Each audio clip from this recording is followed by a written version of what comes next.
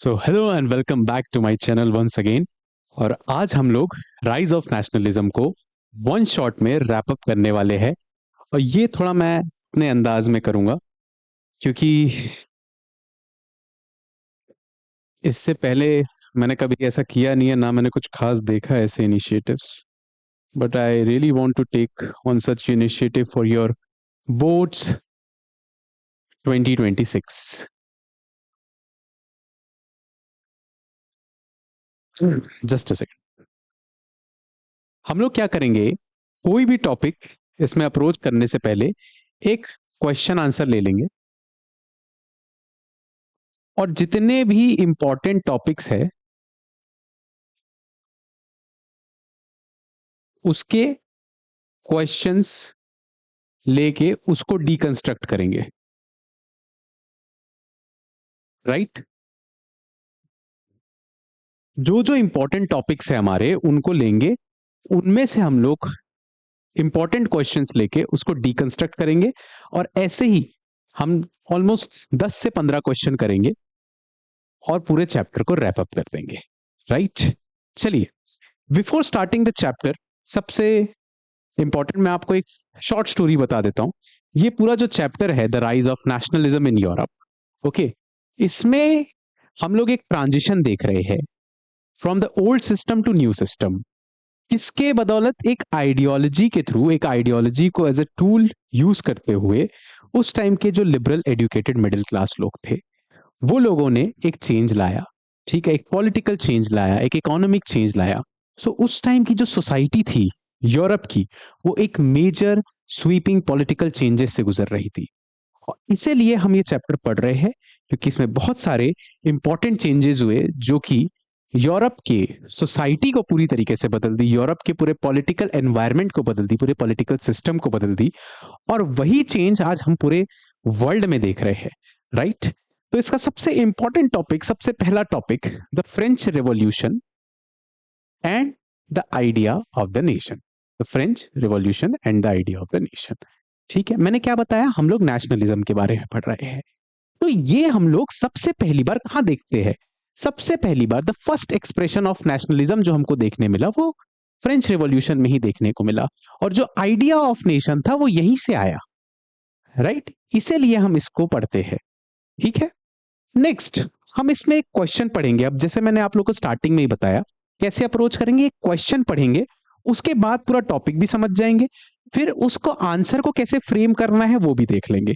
ठीक है, इससे क्या होगा, हमको टॉपिक भी समझ आ जाएगा और साथ ही साथ हमारा क्वेश्चन आंसर भी कंप्लीट हो जाएगा।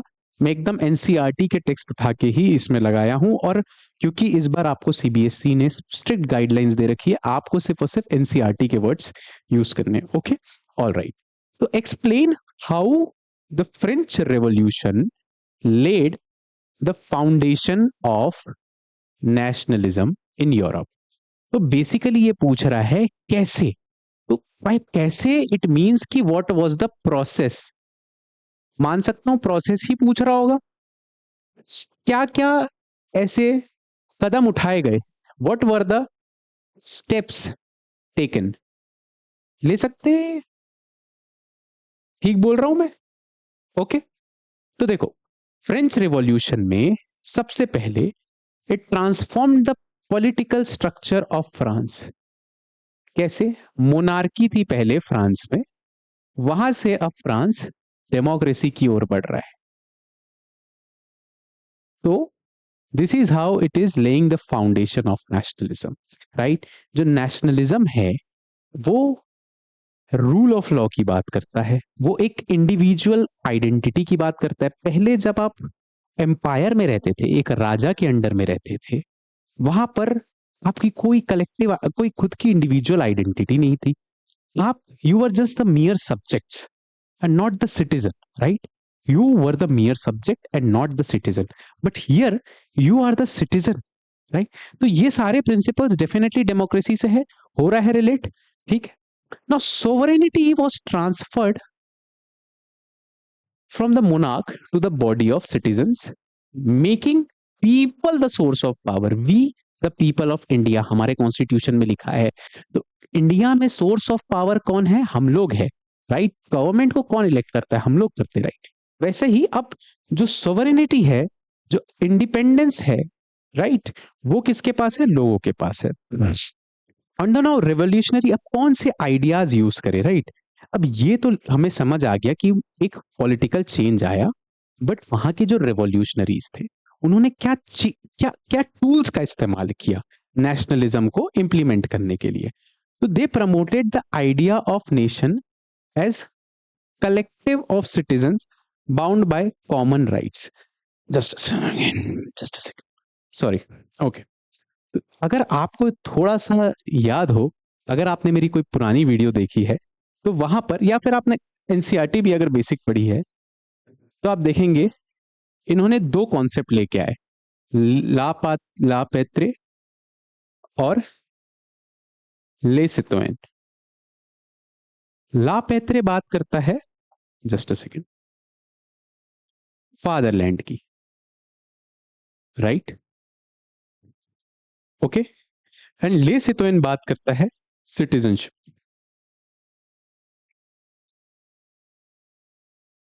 अब ये जो कंट्री है, जैसे हम भारत को अपनी माता मानते हैं, भारत माता, वैसे इन लोग फ्रांस को अपना फ्रांस पापा मानते थे, ठीक है? अब सारे सिटीजन्स है, इवन प्रेसिडेंट, आपका प्राइम मिनिस्टर, जो भी है, दे आर फर्स्ट सिटीजन्स। तो हर कोई एक है। तो यहीं से आप लोग इक्वालिटी का भी कॉन्सेप्ट देख रहे हैं। Everybody is treated as equals, right? फिर नेशनल सिंबल्स का यूज किया उन्होंने, ट्राई कलर फ्लैग का यूज किया, ठीक है? क्या था? Red, white and blue. क्या दर्शाता था? लिबर्टी, इक्वालिटी एंड फ्रेटर्निटी, ठीक है? फिर नेशनल एंथम का यूज किया, एकदम रिलेट करो अपने से, ठीक है? जैसे हम लोग जन गण मन जब गाते हैं, तो कित एक प्राउड फीलिंग आती है हमको, एक कनेक्टेड फीलिंग आती है कि हाँ, हम भारत से जुड़े हुए, राइट? वैसे इनको भी आती थी। Festivals were introduced to create a sense of unity. Just a second, क्या हो रहा है?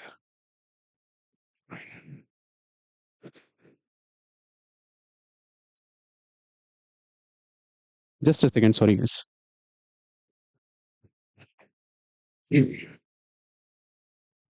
ऑलराइट।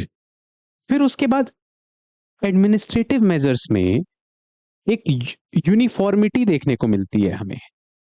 अब यूनिफॉर्म लॉज इंट्रोड्यूस किए जा रहे, डेफिनेटली बिजनेसमैन के लिए बड़ा फिजिबल हो जाता है जब उसको अलग अलग लेयर्स में डील नहीं करना पड़ता। अब एक नेशन में सारी चीजें जो होती है, वो एक गवर्नमेंट देख रही होती है, राइट? वेर एज आप जैसे इंडिया से मान लीजिए आप बांग्लादेश ट्रेड करेंगे, तो फिर वहां पर आप बांग्लादेश की गवर्नमेंट को टैक्स पे करेंगे, बट विद इन इंडिया आपको सिर्फ एक ही टैक्स पे करना है, राइट? तो ऐसे यूनिफॉर्म लॉज आ जाती है, यूनिफॉर्मिटी आ जाती है, तो इट बिकम्स कन्वीनियंट। फिर एबॉलिशन ऑफ फ्यूडल प्रिविलेजेस, ठीक है? ये जो जमींदारी वमींदारी सिस्टम होती थी ना, जो फ्यूडल लॉर्ड्स होते थे, जो बड़ा किसानों पे जागती कर रहे होते थे, उनको भी सब हटा दिया गया, ठीक है? फिर दे स्ट्रेंथन नेशनल इंटीग्रेशन। अब जाहिर सी बात है, अभी जो मैंने आपको एक एग्जांपल दिया, वो सेम उसी की बात कर रहा है, इंटेग्रिटी जोड़ा गया, ठीक है? Thus the revolution led the ideological foundation of modern nationalism, right? अब देखते हैं कि ये सेम क्वेश्चन और कितने टाइप से पूछा जा सकता है, वेरी इंपॉर्टेंट। देखो, अब ये क्या बोलेगा, व्हाट चेंजेस, ऐसे कौन से बदलाव फ्रेंच रिवॉल्यूशन में आए that bring that promoted nationalism, right?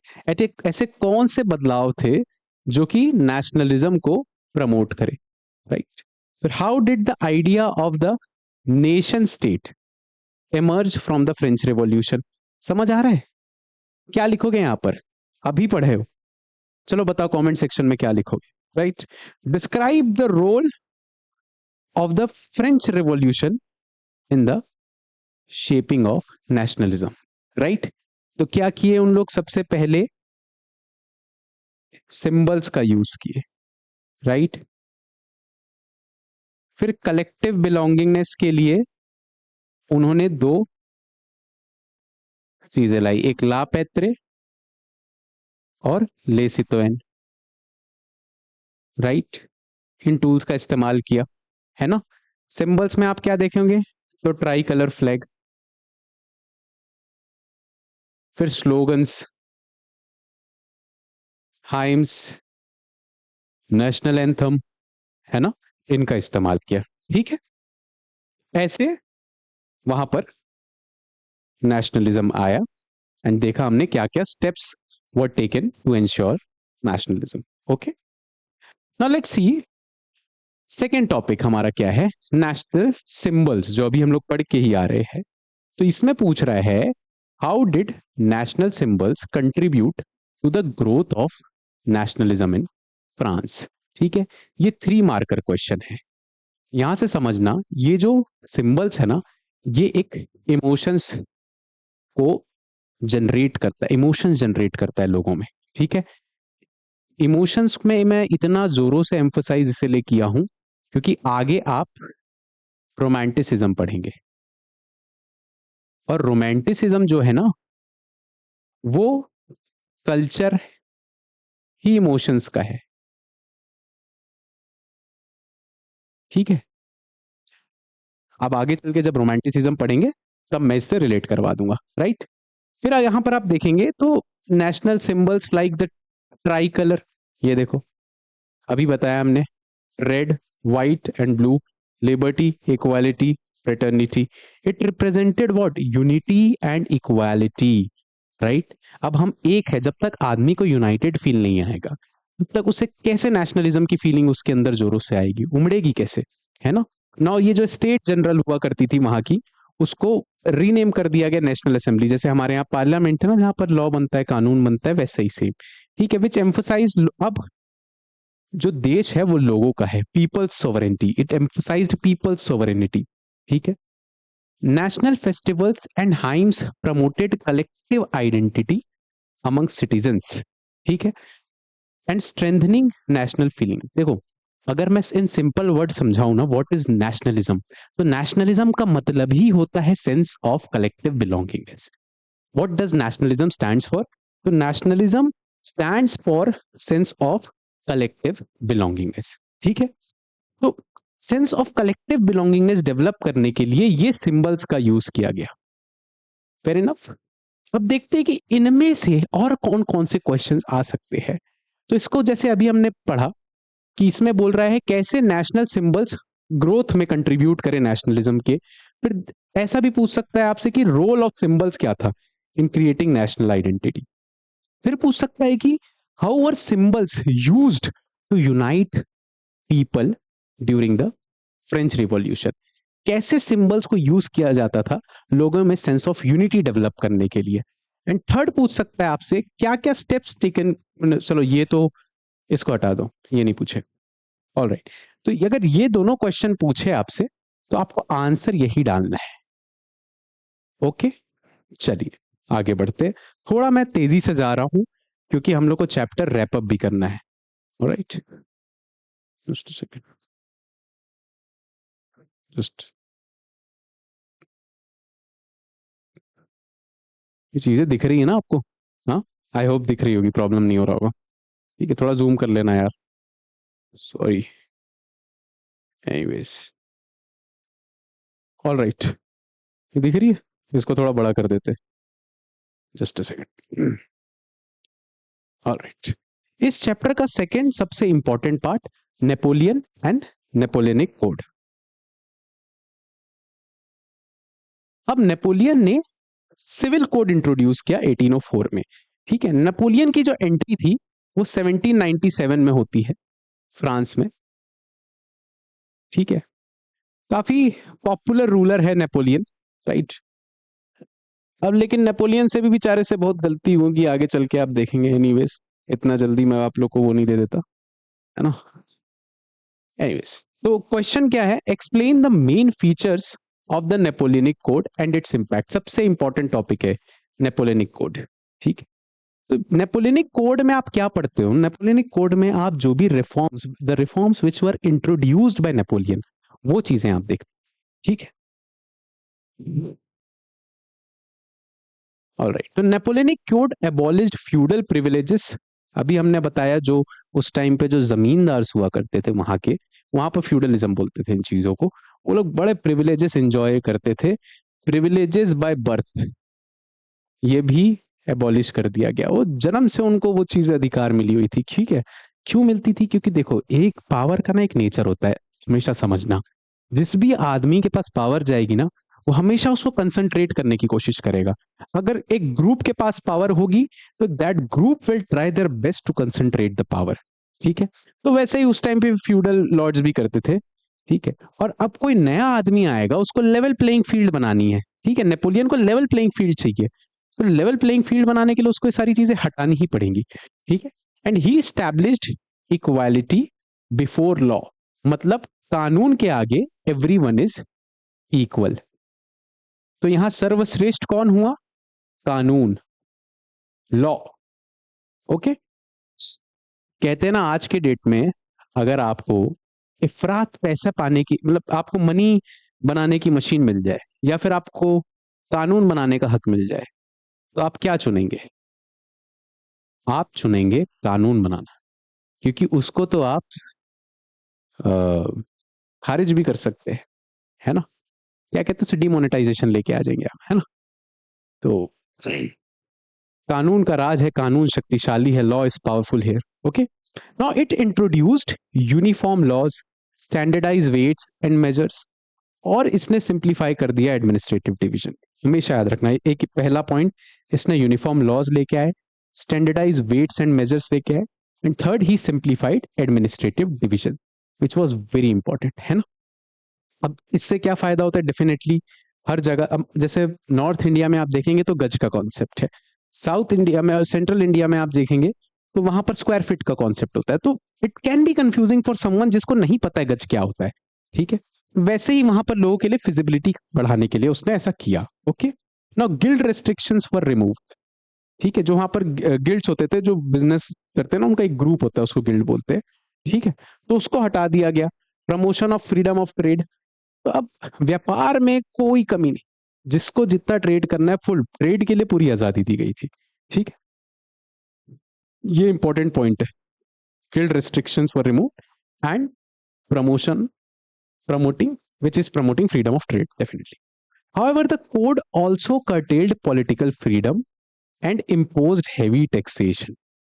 ये एक ड्रॉबैक रहा है। While it spread revolutionary ideas across Europe, it's simultaneously strengthened autocratic rule. खैर, आपके लिए मोटा मोटी ये तीन पॉइंट्स है ना, ये बहुत इंपॉर्टेंट है। ये लेटर ऑन आप उसमें डाल सकते हैं, what were the drawbacks of Napoleon's rule, और जो आगे जो मैंने क्वेश्चंस डाले उनमें डाल सकते हो आप ये दो पॉइंट, ठीक है ना। How did Napoleon reform administrative system? तो कैसे करा? सिंपल, आप लोग को यही डाल देना है। उसने यूनिफॉर्म लॉज लाए, स्टैंडर्डाइज वेट एंड मेजर्स लाए, और उसने एडमिनिस्ट्रेटिव डिवीजन को सिंपल कर दिया। फ्यूडल प्रिविलेजेस जो बर्थ से मिलते थे उसको हटा दिया, इक्वालिटी बिफोर लॉ का कॉन्सेप्ट लेके आ गया, राइट। फिर उसने गिल्ड रिस्ट्रिक्शंस हटा दिए, जिससे डेफिनेटली वहां के बिजनेसमैन काफी खुश रहते थे। फिर उसने फ्रीडम ऑफ ट्रेड, और डेफिनेटली उससे फ्रीडम ऑफ ट्रेड प्रमोट हो रहा था, alright. In what ways did the Napoleonic Code promote and restrict freedom? यहां पर आप वो जो लास्ट के 2 पॉइंट्स है ना, कैसे कैसे नेपोलियनिक कोड जो है वो, just second,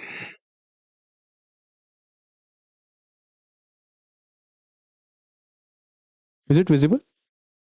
is it visible all of you? या it is. In what ways did the Napoleonic code promote या रिस्ट्रिक्ट फ्रीडम, वहां पर आप ये डाल सकते हैं। फिर थर्ड पॉइंट बोलता है assess Napoleon's role in spreading revolutionary ideas, right.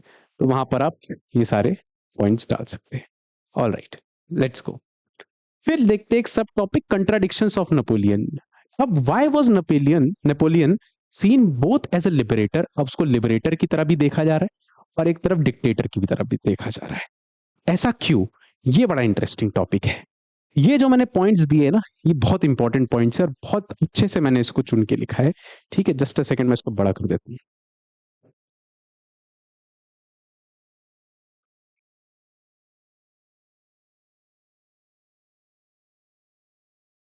Alright, ठीक। तो नेपोलियन जो था उसको इनिशियली एक लिबरेटर की तरह देखा जा रहा था।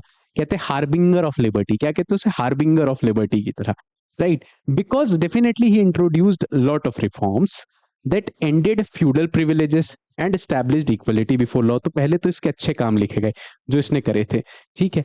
फिर दो द नेपोलियनिक कोड ऑफ 1804 जो था, ही एबॉलिश सर्वडम, सर्वडम मतलब स्लेवरी की बात कर रहा है, ठीक है, गिल्ड रिस्ट्रिक्शंस भी हटा दिए, ट्रांसपोर्टेशन इंप्रूव कर दिया वहां का, कम्युनिकेशन इंप्रूव कर दिया, जिससे इकोनॉमिक डेवलपमेंट तो हो रहा था, लेकिन इकोनॉमिक डेवलपमेंट के साथ साथ उसने पॉलिटिकल डेवलपमेंट में एक रोक लगा दी, ठीक है, पॉलिटिकल फ्रीडम कर्टेल कर दिया उसने लोगों का, वो एक सबसे बड़ा ड्रॉबैक था, right. However Napoleon was also seen as a dictator, उसको एक डिक्टेटर की तरह भी देखा जाता था, क्योंकि he destroyed democratic institutions, he curtailed political freedom. Political freedom क्या होता है, freedom of speech, freedom of press, ये सारी चीजें पॉलिटिकल फ्रीडम में आती है। जब आप अपने विचारों को अच्छे से व्यक्त कर पाए बिना किसी रोक टोक के, तो इसको पॉलिटिकल फ्रीडम कहते हैं। जब आप अगर सरकार को क्रिटिसाइज भी करना चाहे तो आप कर सकते हैं, that is political freedom, right. He censored the press, imposed heavy taxation, उसने काफी हैवी टैक्सेस लगाने लग गए, right. He forced people into the army, जबरदस्ती फोर्स रिक्रूटमेंट करना चालू कर दिया आर्मी में। Later on you will see कि ब्रिटिशर्स भी ये सेम चीजें करते थे, ठीक है। नाउ दस while Napoleon spread revolutionary ideals, his rule was marked by authoritarian control. तो दो वो ये चीजें तो कर रहा था, लेकिन उसको अल्टीमेटली एक अथॉरिटेटिव आदमी की तरह देखा जा रहा था। तो क्या मतलब बेचारों का, फ्रेंच रिवॉल्यूशन में जो रिवॉल्यूशनरीज थे, उन्होंने इतने मुश्किल से डेमोक्रेसी लेके आई और अल्टीमेटली इस आदमी ने डिक्टेटरशिप ही टर्न कर दिया अल्टीमेटली उसको, ठीक है। और फिर लेटर ऑन यूल सी कि ये बैटल ऑफ लिप्जिग में हार जाता है 1813 में, और उसके बाद कांग्रेस ऑफ वियना कन्वीन की जाती है, किसके द्वारा, प्राप कंट्रीज के द्वारा, है ना। प्राप कंट्रीज मिलके कांग्रेस ऑफ वियना लाती है, ट्रीटी ऑफ वियना, जिसके बाद आप देखेंगे कि यूरोप में वापस से मोनार्की आ जाती है, राइट। फिर एक एज ऑफ रेवोल्यूशनरीज वाला पीरियड होता है, जिस टाइम पे एक स्ट्रगल देखने को मिलता है आपको, ये लिबरल्स के द्वारा, लिबरल नेशनलिस्ट के द्वारा। Now explain the dual role, what a word, देखो डुअल रोल बोल रहा है ऑफ नेपोलियन इन यूरोप। आप में से आधे से ज्यादा लोग घबरा जाओगे, तो क्वेश्चन पढ़ के बेटा घबराना नहीं है, क्वेश्चन को समझना है, ठीक है। क्या समझे, क्वेश्चन को समझना है। जस्ट अ सेकंड बेटा, जस्ट अ सेकंड।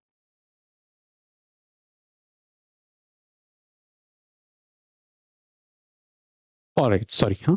तो explain the role of Napoleon, dual role, ठीक है, यहां पर क्वेश्चन पढ़ के घबराना नहीं है।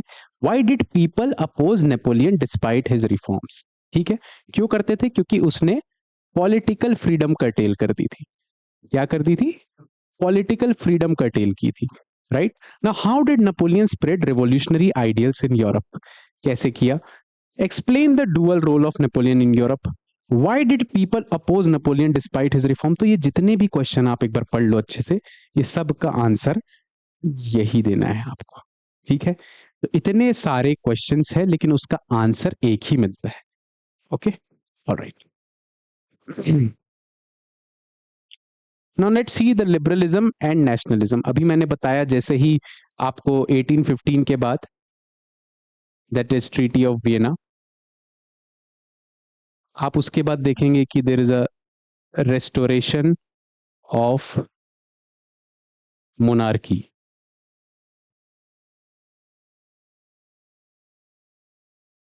कहां पर, मोनार्की इन यूरोप। उस टाइम पे एक नया हम लोग, नया तबका निकलता है लिबरल नेशनलिस्ट का। इनका क्या काम होता है, ये एजुकेटेड मिडिल क्लास लोग होते हैं, ये एक आइडियोलॉजी लेके आते हैं अपना, लिबरल, लिबर, ये लिबर वर्ड से आई है वर्ड।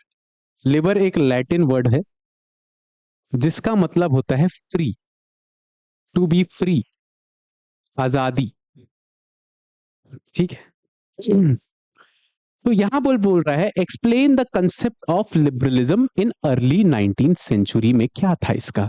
तो liberalism stood for individual freedom, right, equality before law, हर कोई कानून के आगे इक्वल है, एक आदमी की इंडिविजुअल राइट्स भी होते हैं, फंडामेंटल राइट्स की बात कर रहा है, and representative government, government of representation, अब वो तो नेशनलिज्म का कोर आइडियोलॉजी यही है ना?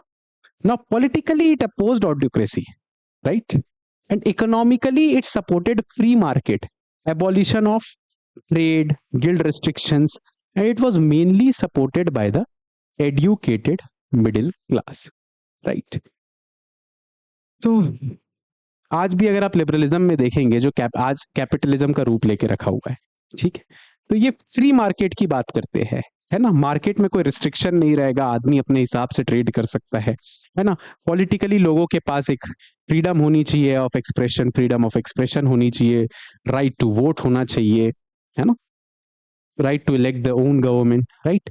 तो यहाँ पर आप देख सकते हैं ये जितने भी क्वेश्चन है इसका आंसर सेम है, right? Who supported liberalism and why? तो कौन करता था? Educated middle class, right? Alright, चलिए आगे बढ़ते हैं एंड नेक्स्ट टॉपिक देखते हैं।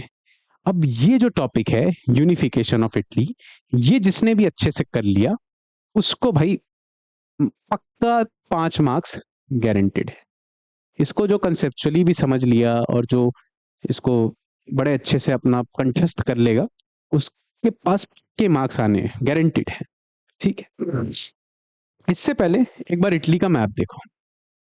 ये है इटली बिफोर यूनिफिकेशन, ये है बिफोर यूनिफिकेशन ऑफ इटली। यहां पर आप देखोगे तो एक लंबार्डी और वेनेशिया है, ठीक है?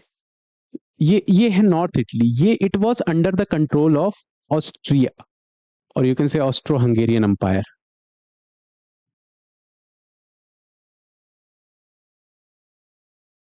ठीक है, ये देखो ये kingdom of both Sicilies, right?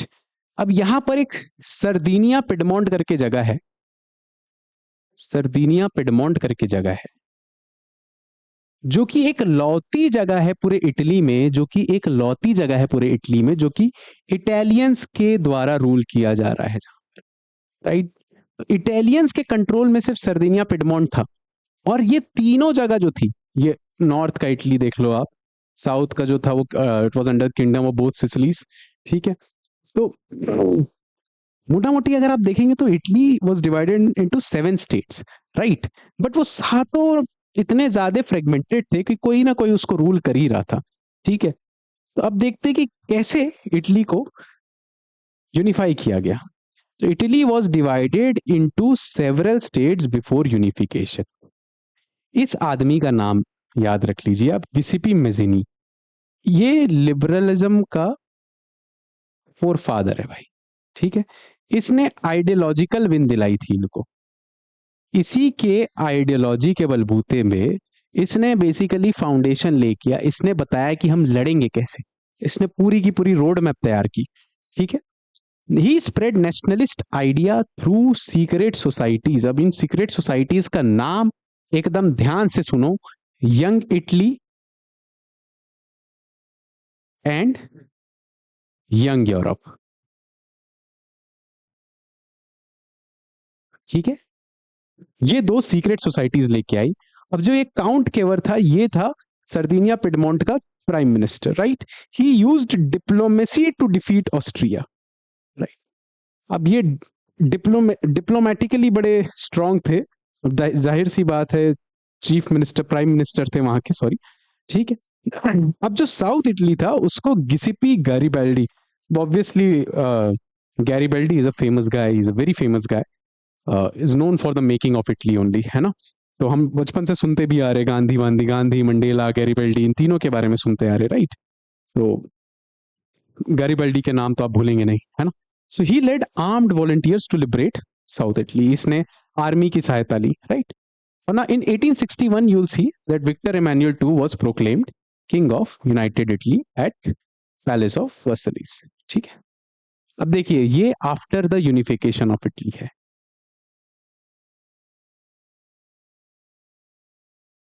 Right?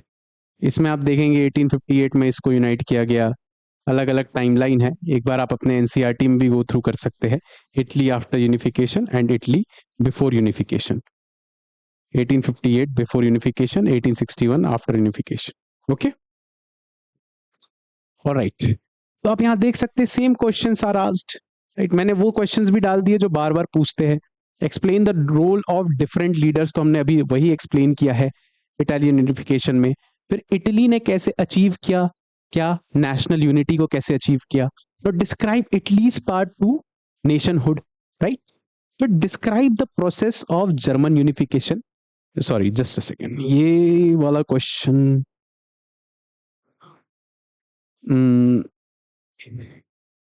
Just second, ये जस्ट ये मिस्टेक हो गया, इसको मत देखना, ये अगले स्लाइड में डालना था, बाय मिस्टेक हो गया है, थोड़ा हो जाता है। एनीवेज कोई बात नहीं। ना सब टॉपिक पे देख लेते हैं रोल ऑफ मजीनी। ठीक है, गिसिपी मजीनी की ही बात कर रहे हैं। तो इसमें पूछ रहा है what was the role of Giuseppe Mazzini in the unification of Italy. तो मजीनी जो था वो एक रेवोल्यूशनरी नेशनलिस्ट था जिसने डेफिनेटली दो सीक्रेट सोसाइटीज बनाई थी। क्या क्या, यंग इटली और यंग यूरोप। ठीक है, ही believed in a United Republic, right. वो चाहता, वो यही बिलीव करता था कि जो एक जैसे दिखने वाले लोग हैं, एक जैसी भाषा बोलने वाले लोग हैं, एक जैसे एथनिक ग्रुप के लोग हैं, they are meant to be lived in a united way, in a united state, in a united manner. Okay, he founded secret societies like Young Italy, और वहां पर उसने अपने नेशनलिस्ट आइडिया को थ्रू हिज राइटिंग्स उसने inspire किया लोगों को लड़ने के लिए फॉर यूनिफिकेशन। ठीक है, ये मैंने बहुत सिंपल वर्ड्स में लिखा है बेटा, बहुत सिंपल वर्ड्स में, इसी को आपको लिखना है, एकदम सिंपल वर्ड्स में है। ठीक है, all right. Now why is Mazzini called the ideological father of Italian nationalist, अभी हमने देखा। And how did Mazzini contribute to the nationalism in Italy, right. Now let's come to the next very important section, unification of Germany. और एक 5 marks का question हमने यहां पर भी अटैच कर दिया है।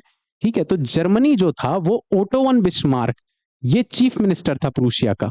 ठीक है, अब ये ऐसा दौर चल रहा था बेटा इस टाइम पे ना, ये ऑलमोस्ट एज ऑफ रेवोल्यूशन जो आप लोग का एक टॉपिक है उसके बाद की ये कहानी है, unification of Italy, unification of Germany. ठीक है, तो इन दौरान इतना ज्यादा सप्रेशन रिप्रेशन, सप्रेशन रिप्रेशन, ये जो लिबरल नेशनलिस्ट थे ये बार बार रेवोल्यूशन करते थे, और जो मोनार्क्स होते थे उनको बार बार इनको दबाना पड़ता था।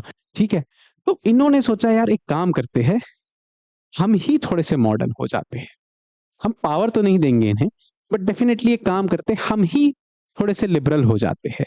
तो ये जर्मनी यूनिफाई तो हो रहा है, जर्मनी एक नेशन तो बनेगा बट नेशन स्टेट नहीं बन रहा है, right. Germany nation state later on बनेगा, 1871 में Germany became a nation, right. But अभी भी जो है वो एक मोनार्क के अंडर में ही है, right, king is still there. Okay, anyways, तो Germany was unified under the leadership of Otto von Bismarck, he was a chief minister of Prussia. ठीक है, तो Bismarck followed the policy of blood and iron.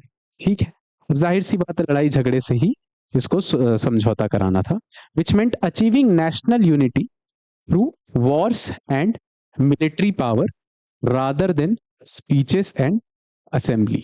ठीक है, वो India में भी एक कॉन्सेप्ट है ना, क्या कहते हैं उसे, वीर भोग वसुंधरा, ऐसे कुछ बोलते हैं उसको, वीर ये भोग वसुंधरा, है ना। ये blood and iron same concept ही है। ठीक है, Prussia led 3 wars against Denmark, Austria and France between 1864 and 1871 which they definitely won, है ना। दीज वॉर, ये जो भी टेरिटरी थी ना उस टाइम पे, ये 1864 और 71 में जो इन लोग वॉर लड़े, ठीक है, आप देख सकते हैं ये प्रूसिया है, और ये कुछ ऐसी चीजें, ऐसी जमीनें जो इन्होंने 1864 71 के वॉर में जीती है, right. Now, these wars strengthened nationalist feelings among the German states. After defeating France, the German Empire proclaimed in 1871 at the Palace of Versailles.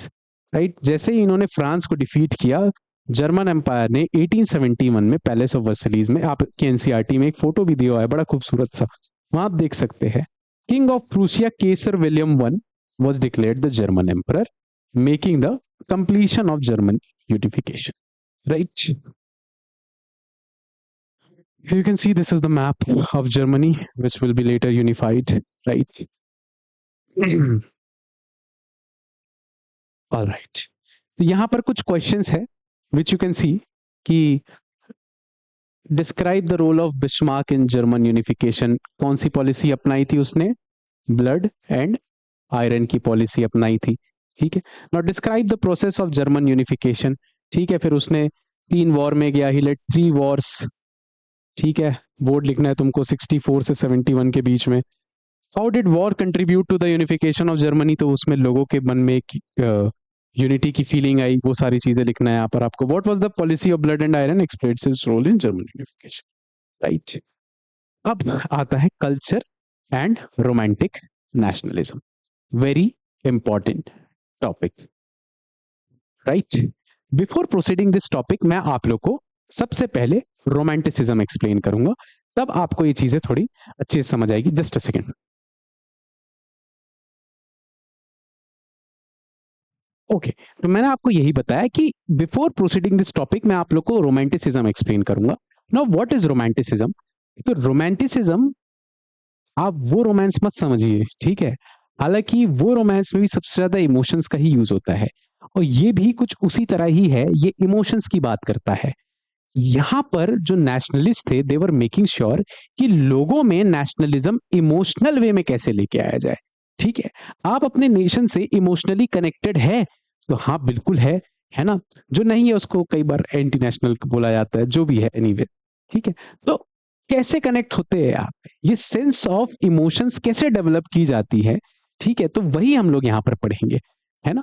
तो culture and romantic nationalism, right. तो हाउ डिड कल्चर, अब question देखो क्या है, question पूछ रहा है कैसे कल्चर कंट्रीब्यूट किया इन the growth of nationalism in Europe. मैं बहुत तेजी से जा रहा हूं, मुझे समझ आ रहा है, मैं उतना अच्छे से लिंक करा नहीं पा रहा हूं आपको, ठीक है, बट डेफिनेटली आपको ना इससे ये समझ आ रहा होगा कि क्वेश्चन आंसर पढ़ते कैसे, क्वेश्चन कैसे पढ़ रहे हैं अपन, और कैसे इसको डिकंस्ट्रक्ट कर रहे हैं, राइट। तो यहां देखेंगे तो अपन कल्चर ने एक बहुत इंपॉर्टेंट रोल प्ले किया, फर्स्ट पॉइंट है हमारा, in the growth of nationalism. कैसे? By shaping a sense of collective belonging among people, right. अब इमेजिन करिए, पहले अगर आप in dynastic empire, in the old dynastic empire अगर आप रह रहे, एम्पायर में रह रहे, क्योंकि एम्पायर में डिफरेंट डिफरेंट रीजन के लोग रहते हैं, तो हमको कहीं से भी वो कलेक्टिव बिलोंगिंगनेस वाली फीलिंग नहीं आती। हमें ये नहीं लगता कि हमारा नेशन है, हमारा राज है, हमारा राज्य है, ये भी नहीं लगता था हमें, ठीक है। पानी लेते हैं, राइट। बट यहां पर कल्चर इन्होंने जिस तरीके से लाया, यहां पर इन्होंने सेंस ऑफ कलेक्टिव बिलोंगिंगनेस लेके आया,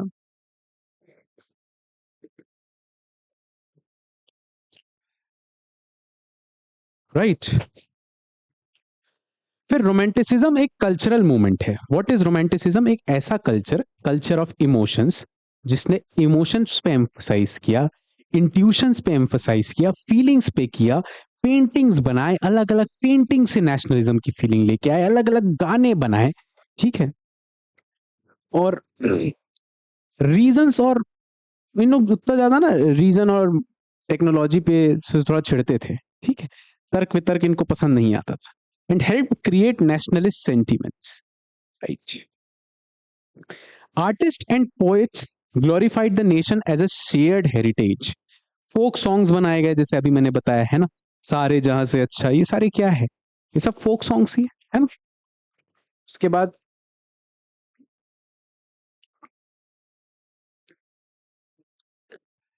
sorry, then you'll see that language also played a significant role, है ना। लैंग्वेज जो था वो भी एक सिग्निफिकेंट रोल प्ले करता है। Through these cultural forms people were able to imagine themselves as part of one nation. जाहिर सी बात है, इन चीजों की वजह से ही लोगों को लगने लगा कि हाँ हम इसको बिलोंग करते हैं, इस जगह को बिलोंग करते हैं, right. स्ट्रेंडिंग the idea of nationalism. क्या क्या देखा? रोमांटिसिज्म एक कल्चरल मूवमेंट है। कैसे हमने देखा कि आर्टिस्ट और जो पोएट्स हुए करते थे वो कैसे ग्लोरीफाई किए nation as a shared heritage को। फिर हमने देखा इन लोग फोक सॉन्ग्स बनाते थे, फोक टेल्स करते थे, राइट। फोक डांसेस हुआ करते थे, जिससे कि एक ट्रू स्पिरिट दिख रहा था हमको नेशन का, है ना। फिर आप देखेंगे कैसे इसको अलग अलग तरीके से भी पूछा गया है। Explain the role of folk culture in nationalism, तो डेफिनेटली आपको रोमांटिसिज्म ही लिखना है यहाँ पर भी, ठीक है। And how did romanticism shaped nationalist ideas. फिर है explain the role of romanticism in the growth of nationalism in Europe, right, कैसे सेंस ऑफ यूनिटी डेवलप कर रहा था through symbols, paintings and all. How did art, culture and language promote nationalism, explain how cultural movement जो थे वो कैसे strengthen किए nationalist feelings को, राइट, यही सारी चीजें हैं। नाउ लेट्स लुक, ये भी एक बड़ा इंपॉर्टेंट टॉपिक है, इसको बड़ा ध्यान से समझना। ये जो बाल्कन्स एंड नेशनलिज्म है, ये बाल्कन जो है ना, ये एक यूरोप का एक रीजन है, एक बार मैप में देख लेते हैं, राइट। देखो ये वाला जो रीजन है ना, इटली के इस तरफ वाला, ठीक है, ये बोस्नो हर्जोगोविनिया, क्रोशिया, बेलग्रेड, सर्बिया, इनको सर्ब्स बोलते हैं, राइट। ये सब ना ओटोमन एम्पायर के अंडर में आते थे, they all were under Ottoman Empire. Just second, ये लोग ओटोमन एम्पायर के अंडर में थे, इसमें भी नहीं दिख रहा है, ये लोग ओटोमन एम्पायर के अंडर में थे। तो जाहिर सी बात है, आप एक अंपायर के अंडर में रहोगे तो वो रीजनल डायलेक्ट्स को उतना प्रमोट तो करेगा नहीं, है ना। वो उनकी जो इंटरेस्ट है उनको थोड़ी ना वो इतना ज्यादा पिक्चर में लेके आएगा, राइट, उतना इंपॉर्टेंस देगा नहीं उनको। बट दीज ग्रुप्स, ये लोग अपने अपने लोगों को अपनी हिस्ट्री सुनाने चालू करें, ठीक है, अपने वीर जवानों की कहानी सुनाना चालू करे, और उन्होंने इस स्ट्रगल को जिंदा रखा था। ये जो रीजन था, ये बड़ा ही डिस्प्यूटेड एरिया है वहाँ का, जो बाल्कन रीजन है बड़ा ही डिस्प्यूटेड है, और यहीं से आप देखेंगे वर्ल्ड वॉर 1 भी चालू हो रहा है। जस्ट अ सेकेंड, या फाइन, ठीक है, ऑल राइट। तो why did the Balkan became a centre of nationalist tension, ये एक सेंटर ऑफ नेशनलिस्ट टेंशन बन के आता है यूरोप में, क्योंकि बाल्कन में ना यहाँ पर डाइवर्स एथनिक ग्रुप्स है। आप देखेंगे, जाहिर सी बात है, नेशनलिज्म किसकी बात कर रहा है अभी भी, एक कॉमन कल्चर की बात कर रहा है, लेकिन यहाँ तो कॉमन कल्चर है ही नहीं, यहाँ तो डिस्टिंक्ट कल्चर है, अलग अलग कल्चर है। तो वो एक चैलेंज बन जाता है। सोचो इंडिया में कितना बड़ा एक चैलेंज था to ensure democracy, challenge of nation building, कितना बड़ा एक चैलेंज था। But salute to our leaders, salute to Sardar Vallabh Bhai Patel, how wonderfully they managed. Try to think यार, कितना बड़ा टास्क था, कितना मुश्किल थी ये चीज, right. Now, Balkan had diverse ethnic groups, right, which was obviously fundamentally against the ideology of nationalism under Ottoman rule, है ना। As the empire declined, nationalist movement emerged. अब जाहिर सी बात है, जैसे ही ओटोमन एम्पायर खत्म हुआ, वहां पर नेशनलिस्ट मूवमेंट्स जोरों से इमर्ज हो गए। Rival claims over territory and intervention by Europe, powers increased tensions, making the Balkan as a major source of conflict. अब जाहिर सी बात है, जितने ये लोग थे ना, जर्मनी, फ्रांस, पुर्तगाल, ब्रिटेन, ये सारे, पुर्तगाल, पोर्चुगीज, ठीक है, तो ये सारे लोग अपना अपना वहां पर क्लेम लेने चले गए थे, ठीक है, rivals claims over territory. But जाहिर सी बात है, उनका तो खुद का अपना एक एथनिक ग्रुप है ना, तो वो कैसे आप लोग के साथ जुड़ जाएंगे।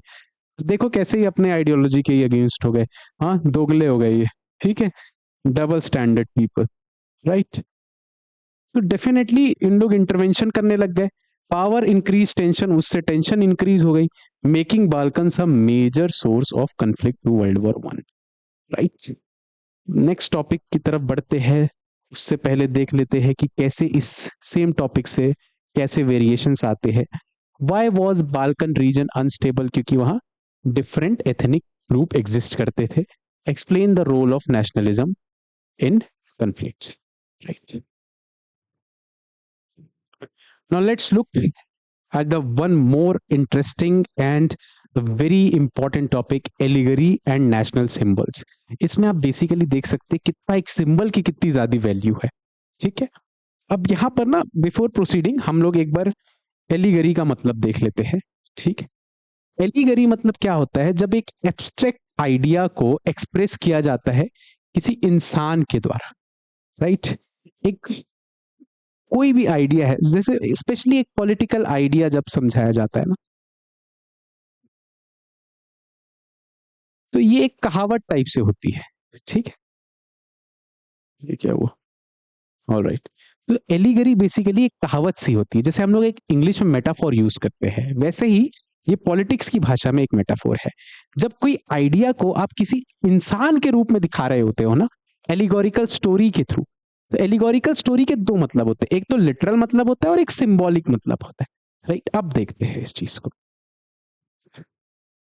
तो ये जर्मेनिया है, ये जिनकी फोटो लगी हुई है, ये जर्मनिया है, हाथ में स्वॉर्ड पकड़ी हुई है, राइट। इसको भी हम लोग आगे इन चीजों को अनफोल्ड करेंगे, राइट। तो Germania and Marianne were female allegories representing the nation, जैसे हमारी भारत माता है, ठीक है, वैसे they symbolise unity, freedom and strength, helping people visualise the abstract idea. देखो कैसे हम इन लोग यूनिटी, फ्रीडम और स्ट्रेंथ के आइडिया को जर्मेनिया के थ्रू दिखा रहे हैं, राइट। इसको एक एक करके समझेंगे अभी आगे वाले पिक्चर में, राइट। Just a second. देखो ये जो मीनिंग ऑफ द सिंबल्स हम लोग देखते हैं, right. Broken chain, broken chain मतलब होता है आजादी मिल जाना, राइट। आप रूसो को अगर पढ़ेंगे आगे चल के तो आप देखेंगे उसकी बात, है ना। Now breast plate with eagle, this is a symbol of German Empire strength, right. ये देखिए क्राउन ऑफ ओक लीव्स, ये ताज, बेसिकली आपको ताज पहनाया जा रहा है हीरोइज्म का, है ना। स्वॉर्ड, रेडीनेस टू फाइट, हमेशा लड़ने के लिए रेडी रहते थे लोग, right. Olive around the sword मतलब विलिंगनेस टू पीक पीस, हम लड़ रहे हैं, अमन के लिए लड़ रहे हैं, अमन के लिए भी लड़ना पड़ता है, कितनी बड़ी विडंबना है देखो। Black, red and gold try colour, ये एक लिबरल नेशनलिस्ट का फ्लैग हुआ करता था 1848 में, which was banned by the dukes of the German states, right. Now rays of the rising sun, it was basically beginning of a new era, नई सूरज, ठीक है, नई सूरज आएंगी, नई सवेरा आएगा, है ना। तो okay guys, this is how we have wrapped up the chapter. I hope you have liked it.